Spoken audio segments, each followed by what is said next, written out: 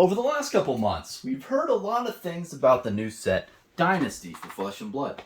And it's really all revolved around the Emperor. I mean, he's been the focal point of the lore that we've heard about and how he became the Emperor. The set name Dynasty is probably the dynasty of the Emperor. And we've had the cold foil card that he's in like 1 out of 10,000 packs. Everything centered around the Emperor. And lo and behold, a couple days ago, Legend Story Studios drops this shit on their site and puts the assassin class there and says, the Emperor is dead. Like, that was so brilliant of how you tell a story, release a hero, invoke emotion from the people who are viewing this. It's just, it went down so fucking good. Anyway, I want to talk about Dynasty. I want to talk about preview season and the set coming out right now. And it looks fire, man. This new set is just really, really cool. From what I've heard, the new Assassin class looks like it does a lot of mill stuff and it has a lot of contract stuff. I'm very interested in playing it. It sounds like a really fun class to play. And we don't even know if there's going to be other classes thus far. You know, I'm recording this, I think day 2 of preview season. But from what has come out so far, it's been really cool. And I feel like Legend Story Studios not only wants to make like a new class that, you know, and who knows what else they want to do, but I really like that other preview card we got a couple weeks ago, Rock. That was really cool for Brute. And man, there's so much in this set that looks really neat so far. And we haven't even seen most of the cards. So my hype level is like really high, and I'm not just saying that. So the first thing I want to say with preview season though is please consider watching a bunch of other content creators who are making the preview videos for Dynasty. And I'll put a link down below to that list, but it's on the FabTCG site. You can see a huge list of content creators who have preview cards and spoiler cards.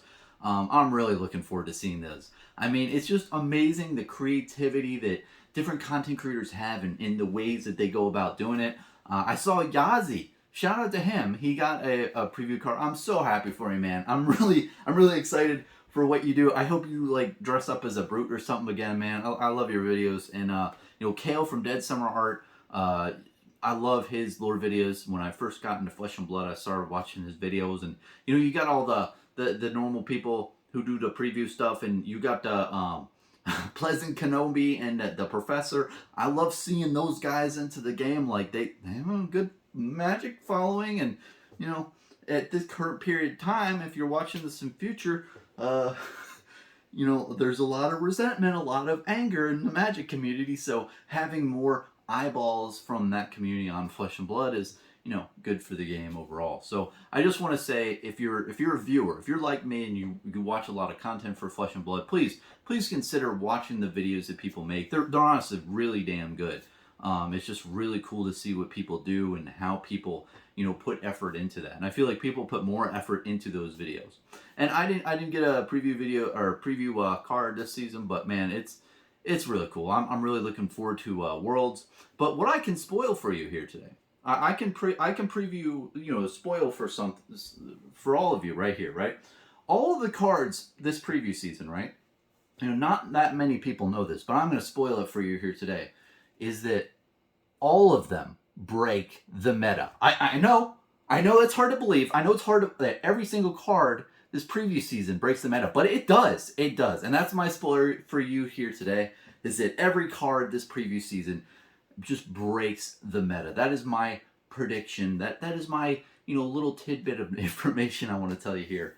But I know it's a stupid joke. Anyway, I want to talk a little bit about the world of trading cards and buying them, and cards that may not have value at some points in time and be very bulky, but then new sets come out and things happen and prices go up and people get happy or sad. Now, things with this set are very interesting. It's using a lot of the coinage mechanic, I will say, with the silver and gold and bronze and everything. We've seen silver being used for the assassin. Now, apparently, the silver, I think, cold foil card just jumped from like $2, $3, $5 to like $20 a card. I think we're going to see this a lot more in the future. And please note that a lot of Majestics that are generic are good in the format forever. forever and ever and ever. So when new sets come out and new cards come out, Majestics that were bulk, that were like 25 cents each, could have value going forward, because they're like, oh, well, that card paired with this new Dynasty card makes it like a fucking crazy ass combo that's really good, and that creates a deck in the meta. So I would just, I'm not advising you here, but just please take note of that, is that there's a lot of different things where cards can come out in the future that affect the card prices in, previous sets, or just increases the desirability of them, I will say, in the past. So, you keep an eye out for any Majestics or generic Majestics in specifically, that are like 25 cents each and stuff. I mean, I've purchased a good amount in the past, like, super rares and Majestics that are like really cheap, because I'm like, we've only hit 3 years of Flesh and Blood. 3 frickin' years. What's going to happen in 10 years when all these cards out there in the market, they've been out there for a very long time, and there's like an exponential amount of new cards that synergize with the old cards. And one of the big keynotes to this is the Bolton OTK. I think that's a very prime example, because I feel like there's like 2 cards where you paired, I think it's Lumina Ascension and something else. I think it was the Sabres Bolton, right? Or something. Maybe people just figured it out finally. But long story short, Bolton had like these 2 cards that you synergize very well with, and they just made it so you could do this insane damage turn all at once if you had a certain amount of combo cards. But it required 2 different types of things to pull it off, and it kills me that I can't remember it. And I think that we're going to see that in the future. I think we're going to see different card synergies in the future, that right now you look at a card and you're like, nah, this card sucks. Like, what is it? You're going to see Sun Kiss, Star Kiss, or no. What is it? Sun Kiss? There's this one, it's killing me, man. There's this one where you gain health, and then the other card where you... Oh, Moonwish, Sunkiss. That's it. First take. And that combo looks really cool, and it's been used in Wizard. Kind of good, but it's not really powerful. But I think we're going to see different cards like those in the past, where we look at it and we're like, these cards suck. And then you're going to have one card in the future that makes those cards amazing, that makes those cards ridiculous. And then you're going to have that combo. It's going to be a deck in the meta, and then the previous card values are going to increase. So I just want to put that out there for you, because I think it's important. And I think we're beginning to see this. See, in the beginning of Flesh and Blood, nobody really saw that going on because there weren't that much card pool. Now that we have had such a big card pool thus far in 3 years, 8 sets, we have a more likely chance a new set will have cards that just synergize insanely with the other ones, because we have more card pool. So I want to leave it off with that. Now the next thing I want to say is a complete opposite. Is that when you're looking at cards that spike, you might want to consider waiting. There's a lot of times in Flesh and Blood history where cards just spike in value and sell out, and there's none left. But then the only main reason why is because nobody was really listing. Like, nobody really wants to sell a cold foil silver token for like $5 or $3. That's not sexy. That's not fun. But when it's $20, oh hell yeah! There's gonna be tons of people out there, sifting through all their cards and selling them. And I don't know if that was the $5 point where they were at, but they did hike up a good amount in value in a very short amount of period of time. So just another thing to note is that the short-term market spikes for certain cards based on certain speculations.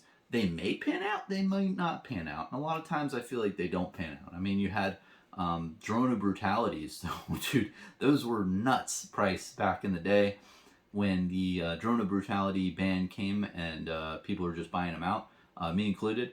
I think they spiked to like $5 a card, but now they're like 50 cents a card. It's nuts.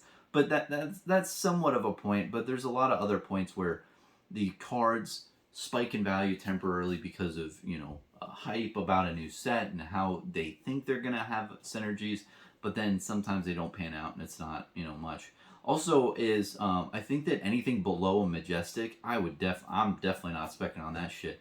It has to be at least Majestic or above to have like a good amount of low supply. I'll say low supply, but not as much of a supply out there for you know, you to make a little bit of money on certain specs.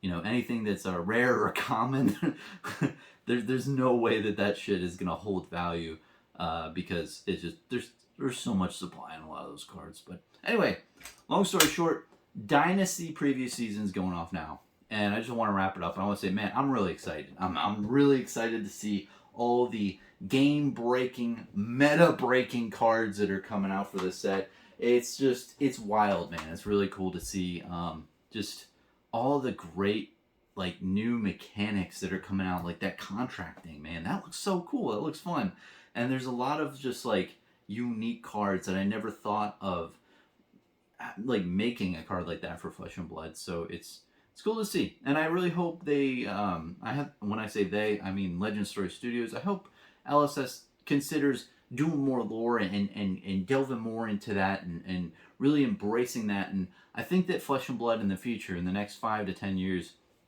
is going to be seen as the game that has really damn good lore. However, I am glad that they are solely focused on making a really damn good game first. Because if you don't like the game, you're for sure not going to want to know what the lore is. You're like, oh yeah, the game sucks, but I love the lore. Like, you have to fall in love with the game first and like to play the game. And then you're like, oh, let me delve into this lore here and see that, you know, what's going on there.